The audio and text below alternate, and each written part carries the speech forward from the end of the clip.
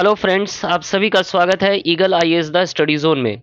साथियों, आज फिर से जेपीएससी पीवाईक्यू डिस्कशन लेकर के आए हैं। लेकिन आज कुछ प्रश्नों को लेकर के डिस्कशन करेंगे जो कि झारखंड के वन फॉरेस्ट ऑफ झारखंड को लेकर के केंद्रित है। इस सेक्शन में साथियों दो प्रश्न पूछे जाते हैं और ये जो प्रश्न पूछे जाते हैं वो मूल रूप से फॉरेस्ट सर्वे रिपोर्ट के आधार पर पूछा जाता है। फॉरेस्ट सर्वे रिपोर्ट के बारे में बता दूं, ये हर 2 वर्ष में जो है ये रिपोर्ट प्रकाशित होती है पूरे भारत के सभी राज्यों के लिए। तो झारखंड के लिए भी ये रिपोर्ट जो है हर 2 वर्ष में प्रकाशित होता है। तो अंतिम जो फॉरेस्ट सर्वे रिपोर्ट है वो 2023 का है। अब जो प्रश्न पूछे जाएंगे वो 2023 के आधार पर पूछे जा सकते हैं, क्योंकि 6 जेपीएससी में 2019 में पूछा गया था। फिर जब 7 to 10 हुआ तो उस समय 2021, 11 जेपीएससी में भी 2021 है। तो अब जो प्रश्न आएगा वो 2023 का हो सकता है। तो अब आप जो है 2023 का जो फॉरेस्ट सर्वे रिपोर्ट है, इसमें झारखंड के कुल वन किस जिले में कितने अधिक हैं, 2021 से कितने परिवर्तन हुए, रिकॉर्डेड फॉरेस्ट कितने हैं, रिजर्व और कैटेगरी वाइज फॉरेस्ट कितने हैं, इन सब को लेकर के क्या करेंगे, आप इसको इस डेटा को देख लेंगे। यहाँ से दो प्रश्न जो है आपको बिल्कुल मिल जाएंगे। हालांकि झारखंड के वन्य और वन्य जीव प्रबंधन से जुड़े हुए कई प्रश्न भी जो है यही इसी सेक्शन से पूछे जाते हैं। तो चलिए आगे बढ़ते हैं। आज का टॉपिक है JPSC PYQ discussion 6 to 13 JPSC के अंतर्गत झारखंड के वन क्या है, उस टॉपिक पर को लेकर के डिस्कशन करेंगे। चलिए, ये पहला प्रश्न है और पहला प्रश्न पूछा गया पर कैपिटा फॉरेस्ट एंड जो ट्री कवर है। तो झारखंड सरकार के जो डिपार्टमेंट ऑफ फॉरेस्ट के आधार पर जो है ये लगभग 0.08 हेक्टेयर है। ठीक है, तो झारखंड में प्रति व्यक्ति वन एवं पेड़ों का जो आच्छादन है वो 0.08 हेक्टेयर प्राप्त होता है। चलिए, आगे का जो प्रश्न है वो है Shaheed Nirmal Mahato park included in Jhar park programme in the district of. तो झार पार्क प्रोग्राम के अंतर्गत जो है 10 पार्कों को सम्मिलित किया गया था और जो शहीद निर्मल महतो पार्क है वो कहाँ स्थित है, तो वो हजारीबाग में स्थित है। चलिए आगे बढ़ते हैं। इसमें कुछ और भी प्रश्न हैं, उन प्रश्नों को भी सॉल्व करते हुए हम आगे बढ़ेंगे।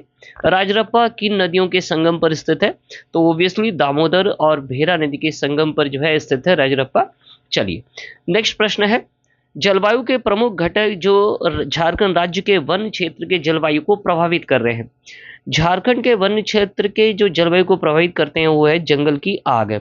जंगल में आग लगने से क्या होता है, किसी भी क्षेत्र का जो जलवायु है वो प्रभावित हो जाता है। तो सबसे प्रमुख कारण क्या होता है ना, जंगल की आग, जो कि झारखंड के वन क्षेत्र के जलवायु को प्रभावित करता है। चलिए, अब ये देखिए फॉरेस्ट लेकर के पूछा गया है। In the state of Jharkhand the forest categorised as the reserve forest. इस श्रेणी में 3 प्रकार के क्या है ना फॉरेस्ट कैटेगरी है। उन सब कैटेगरीज को लेकर के भी हम क्या करेंगे, डिस्कशन करेंगे। तो रिजर्व फॉरेस्ट इसे सुरक्षित वन भी कहा जाता है एवं आरक्षित वन भी कहा जाता है। ध्यान दीजिएगा, इससे पूर्व मैं आपको बता दूं कि 3 प्रकार के जो है वनों का डिवीजन किया जाता है, जिनमें सबसे पहला जो है वो है प्रोटेक्टेड फॉरेस्ट, जिसे हम लोग संरक्षित वन कहते हैं। प्रोटेक्टेड फॉरेस्ट में क्या है, प्रोटेक्टेड फॉरेस्ट में जो है पशु चराने या लकड़ी काटने की अनुमति लेकर के आप काम कर सकते हैं। अगर आपने अनुमति नहीं लिया है तो किसी प्रकार की गतिविधि पर पूर्णतः प्रतिबंध है। तो अगर आप ऑप्शन देखेंगे, बिना अनुमति के सभी गतिविधियों पर प्रतिबंध, तो ये किस चीज का, ये किस सेक्शन का है, प्रोटेक्टेड फॉरेस्ट का है।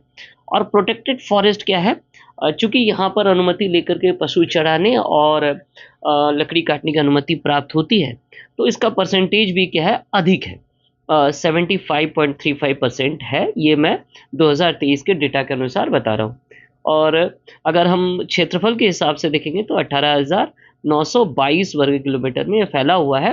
मूल रूप से हजारीबाग का जो क्षेत्र है वहाँ प्रोटेक्टेड फॉरेस्ट क्या पाए जाते हैं, ज़्यादा पाए जाते हैं। तो बिना अनुमति के सभी गतिविधियों पर जो प्रतिबंध होता है वो प्रोटेक्टेड फॉरेस्ट के लिए होता है।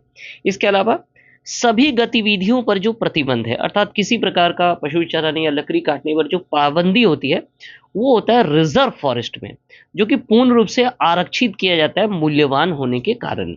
तो इसके परसेंटेज भी क्या होगा, कम होगा। तो ओबियसली 17.90% जो है ये रिजर्व फॉरेस्ट है और 4500 वर्ग किलोमीटर में फैला हुआ है। पोरहाट और कोल्हान के क्षेत्रों में जो फॉरेस्ट है वो इस कैटेगरी में आते हैं। इन दोनों को अगर छोड़ दें तो वो क्या कहलाते हैं, अनरिजर्व कहलाते हैं या अनक्लासिफाइड जो है कहलाते हैं। और इसका जो शेष परसेंटेज होता है वो है क्षेत्रफल के हिसाब से 1696 एवं परसेंटेज के हिसाब से 6.75% होता है। तो अब इस प्रश्न का उत्तर, रिजर्व फॉरेस्ट जो कि रिजर्व किया जाता है, जहां गतिविधियों पर क्या किया जाता है, प्रतिबंध लगाया जाता है। तो सभी गतिविधियों पर क्या है, प्रतिबंध है, यहाँ अनुमति नहीं दिया जाता है। ठीक है, चलिए आगे बढ़ते हैं, नेक्स्ट देखते हैं।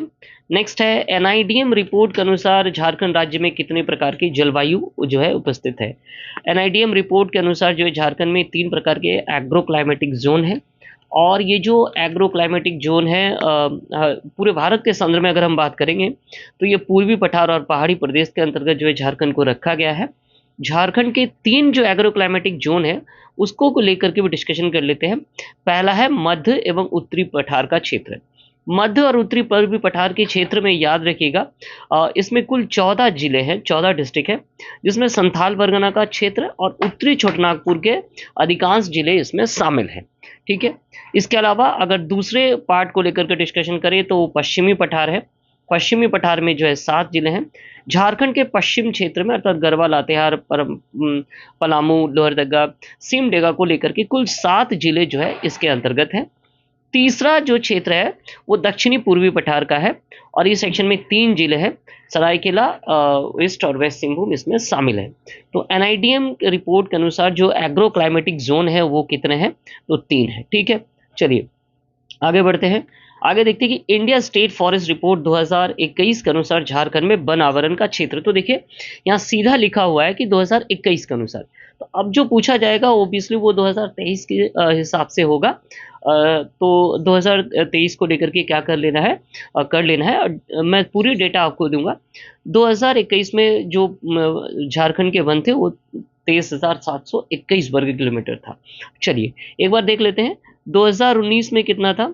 2019 में 23,611, 2021 में कितना हुआ, 23,721 हुआ, और 2023 में कितना हुआ, 2023 में ये 23,765 हो गया। ठीक है, 0.78। तो इस प्रकार जो है क्या हुआ ना, चेंजेस हुआ। वहीं परसेंटेज की अगर बात करें 2021 में ये परसेंटेज कितना था, 29.76, और 2023 में ये परसेंटेज इंक्रीमेंट हो गया, 29.81% हो गया।